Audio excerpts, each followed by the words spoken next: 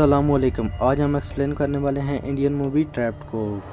Movie के शुरू में दिखाया जाता है सूर्या को, जो कि एक कॉल सेंटर में काम करता है। उसी कॉल सेंटर में एक लड़की भी काम करती है जिसका नाम नूरी है।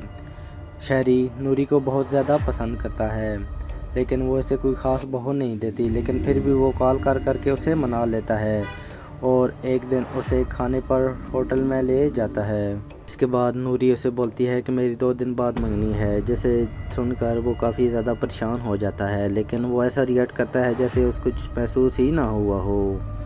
इसके बाद हम लोग देखते हैं कि वो दोनों में दोस्ती काफ़ी ज़्यादा गहरी हो जाती है। वो दोनों रोज़ मिलने लग जाते हैं और दोनों की दोस्ती मोहब्बत में तब्दील हो जाती है।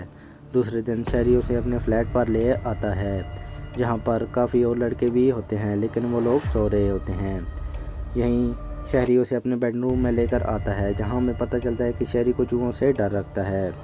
इसके बाद नूरी उसे बोलती है कि 2 दिन बाद मैंने चले जाना है, तो लिहाजा इस चीज़ का कुछ फ़ायदा नहीं है।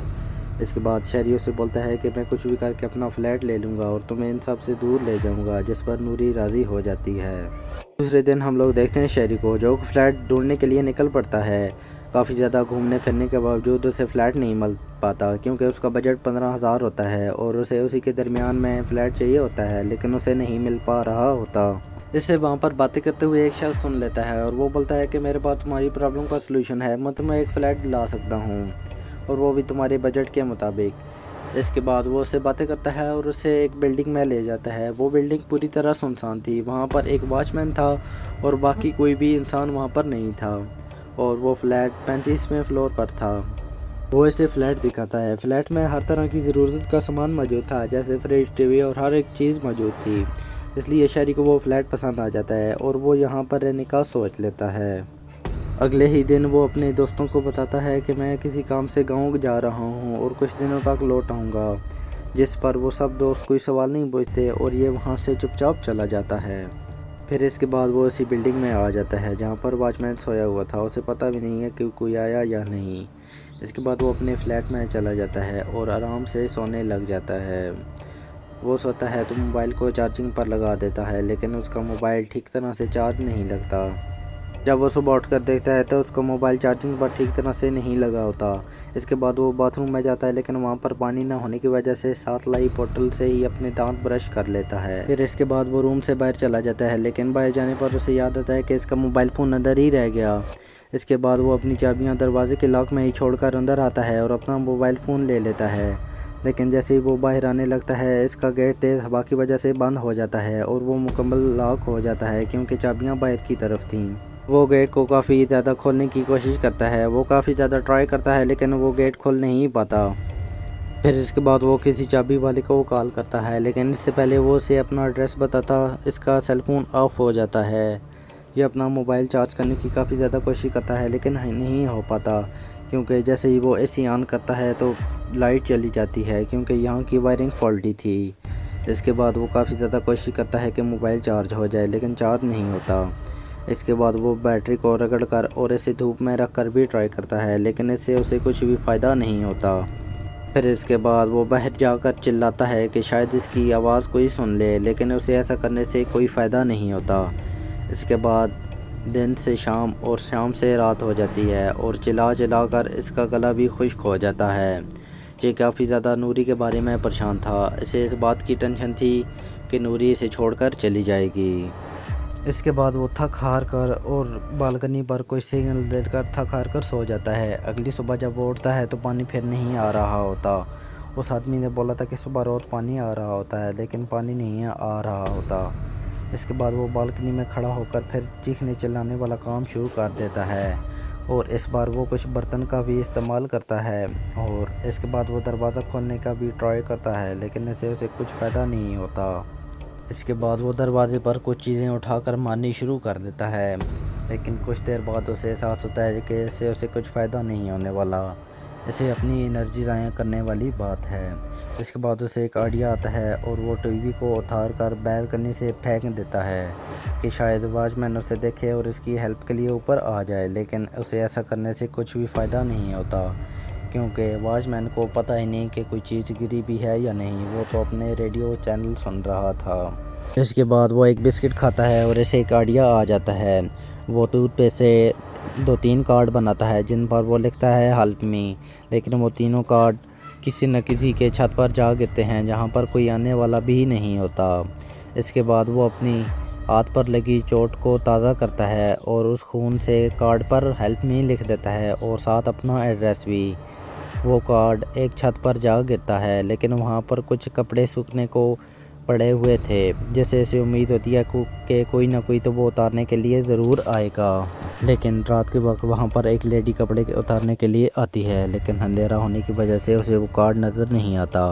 یہ اوپر سے کافی زیادہ سگنلز دے رہا تھا لیکن اتنی اونچائی سے نیچے فلور پر آواز نہیں آ رہی تھی اور وہ اس کارڈ کو نہیں دیکھ پاتی۔ اس کے بعد وہ کچھ کھانے کے لیے کچن میں جاتا ہے لیکن وہاں پر چوہے کو دیکھ کر گھبرا جاتا ہے اور بھاگتے ہوئے ایک دروازے سے ٹکرا کر بے ہوش ہو جاتا ہے۔ جیسے ہی اس کی صبح آنکھ کھلتی ہے تو اسے پانی کی آواز آ رہی ہوتی ہے، لیکن کچن کے ایک ہی ٹیپ میں پانی آ رہا ہوتا ہے اور جس کے نیچے چوہا ہوتا ہے۔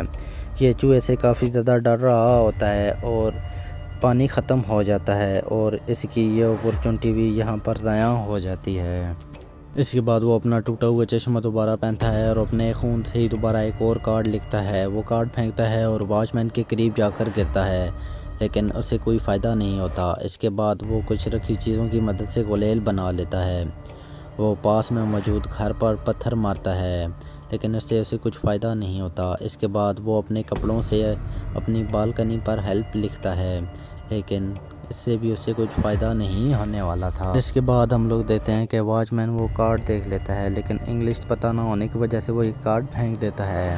اس کے بعد وہ دیکھتا ہے کہ چھت پر کوئی کپڑے سکھانے کے لیے آیا ہوتا ہے۔ وہ اپنی گلیل سے پتھر مارنے شروع کر دیتا ہے اور خوش قسمتی سے وہ عورت وہاں پر پڑا کارڈ دیکھ لیتی ہے، اس پر ایڈریس بھی لکھا ہوتا ہے۔ اس کے بعد وہ اس بلڈنگ کے واچ مین کے پاس آتی ہے لیکن وہ بولتا ہے کہ میں 2 سال سے یہیں پر ڈیوٹی دے رہا ہوں، یہاں پر نہ کوئی آتا ہے نہ کچھ، لیکن وہ عورت اس کی باتوں پر یقین نہیں کرتی اور اوپر جانے کا ٹرائی کرتی ہے لیکن وہ بلڈنگ کافی زیادہ سنسان ہونے کی وجہ سے وہ نراش ہو کر وہاں سے واپس چلی جاتی ہے۔ وہ کافی زیادہ پریشان ہوتا ہے۔ اس کے ذہن میں ایک اور آئیڈیا آ جاتا ہے۔ وہ بالکنی پر لٹکے ہوئے کپڑوں کو آگ لگا دیتا ہے اور ساتھ اپنے صوفے اور بیڈ پر رکھے ہوئے گدے کو بھی آگ لگا دیتا ہے، لیکن کچھ دیر آگ جلنے کے بعد اسے محسوس ہوتا ہے کہ کوئی بھی اس کی مدد کرنے کو آنے والا نہیں ہے۔ اس سے تو اس کا پورا فلیٹ بھی جل جائے گا اور یہ خود بھی جل کر راکھ بن جائے گا۔ اس کے بعد وہ خود ہی کسی نہ کسی طرح سے وہ آگ بجھا دیتا ہے اور اسی طرح صبح ہو جاتی ہے۔ اس کے بعد ہی اس کے سامنے ایک ہوسٹ آتا ہے اور وہ اسے ایک کاکروچ کھانے کا بولتا ہے۔ وہ ایسا کرنے کے لیے کچن میں جاتا ہے لیکن اس کے جانے سے پہلے ہی چوہے نے اس کا کام تمام کر دیا ہوتا ہے۔ اس کے بعد وہ پانی پینے کا ٹرائی کرتا ہے لیکن اس کی بوتل خالی ہو جاتی ہے اور اس کے بعد موجود پانی بھی ختم ہو جاتا ہے اور وہ یورائن پینے کی کوشش کرتا ہے لیکن اس کے ساتھ ہی اسے وومٹنگ ہونا شروع ہو جاتی ہے۔ اس کے بعد وہ تھک ہار کر ایک کونے میں لیٹا ہوتا ہے لیکن اس کے ساتھ ہی ایک کاکروچ بھی لیٹا ہوتا ہے جو کہ ہمت کر کے اٹھ جاتا ہے۔ وہ اس سے سیکھ لے کر اٹھ جاتا ہے اور پھر سے کوشش کرنے کا ٹرائی کرنے لگ جاتا ہے۔ اتنی دیر میں اسے باہر بارش کی آواز آتی ہے۔ وہ بارش کا پانی پیتا ہے اور اسے کسی نہ کسی طرح کر کے اسٹور کر لیتا ہے اور اسی پانی سے وہ یہاں پر نہاتا بھی ہے۔ اگلی ہی صبح وہاں پر ایک کبوتر اس کی بالکنی پر آ کر بیٹھتا ہے۔ یہ اپنی گلیل سے اسے مار دیتا ہے اور پھر اس کے بعد وہاں پر پڑے ایک بلیڈ کی مدد سے اسے کاٹ بھی دیتا ہے۔ پھر اس کے بعد یہ گوشت بنا رہا ہوتا ہے اور وہی چوہا جس سے یہ ڈر رہا تھا اسے اپنا دوست بنا لیتا ہے۔ اس کے بعد وہ شیشے کی مدد سے دیکھتا ہے کہ 5ویں فلور کی کھڑکی کھلی ہوئی ہوتی ہے اور اسے وہاں سے باہر جانے کا راستہ مل سکتا ہے۔ پھر اس کے بعد یہ سوچتا ہے کہ میرے پاس باہر جانے کا صرف ایک ہی راستہ ہے، وہ ہے یہ بالکنی۔ اس کے لیے وہ وہاں موجود گرل کو توڑنا شروع کر دیتا ہے لیکن اس کے پاس کچھ اوزار بھی نہیں ہوتے، لیکن وہ کسی بھی طرح کر کے اس کو کاٹنا شروع کر دیتا ہے اور مسلسل اسے کاٹتا ہی جاتا ہے۔ لیکن کافی زیادہ محنت کرنے کے بعد وہ تھک ہار کر لیٹ جاتا ہے۔ اس بار پھر اس کے پاس وہی کاکروچ پڑا ہوا ہوتا ہے اور اس بار وہ مر جاتا ہے، لیکن یہ ابھی ہمت ہارنے کو تیار نہیں ہوا ہوتا۔ اگلی صبح یہ اٹھتا ہے اور بوٹ وغیرہ پہن کر تیار ہو جاتا ہے۔ گرل کاٹنے سے کوئی کام نہیں بن رہا تھا، اس لیے یہ لات مار کر گرل کو توڑ دیتا ہے۔ اس کے بعد وہ اسی گرل کی مدد سے اس فلیٹ کے قریب پہنچ جاتا ہے۔ اب یہاں پر کافی زیادہ مشکل کام ہوتا ہے۔ یہ اپنے بیلٹ کی مدد سے خود کو باندھ لیتا ہے اور آرام سے اور بہت زیادہ محنت کر کے وہ اس فلیٹ کے اندر چلا جاتا ہے اور لکیلی اس کا ڈور اوپن ہو جاتا ہے۔ اس کے بعد وہ گرتے پڑتے کسی نہ کسی طرح کر کے وہ ہاسپٹل پہنچ جاتا ہے اور یہاں پر اسے نوری ملنے کے لیے آئی ہوتی ہے، لیکن اب وہ میرڈ ہوتی ہے۔ وہ اسے بولتی ہے کہ میں نے سمجھا کہ تم دھوکہ دے کر بھاگ گئے ہو۔ اس کے بعد وہ اسے روکنے کی کوشش کرتا ہے، لیکن وہ وہاں پر نہیں رکتی اور وہاں سے چلی جاتی ہے۔ اس کے بعد وہ بھی موو آن کرتا ہے اور اپنا کال سینٹر دوبارہ سے جوائن کر لیتا ہے۔ یہاں پر وہ اس بات سے حیران ہوتا ہے کہ اس کے غائب ہونے سے کسی کو کچھ فرق نہیں پڑ رہا ہوتا۔ اگر وہ وہاں پر کسی اور کے آسرے رہتا تو پوری زندگی وہیں پر قید رہتا۔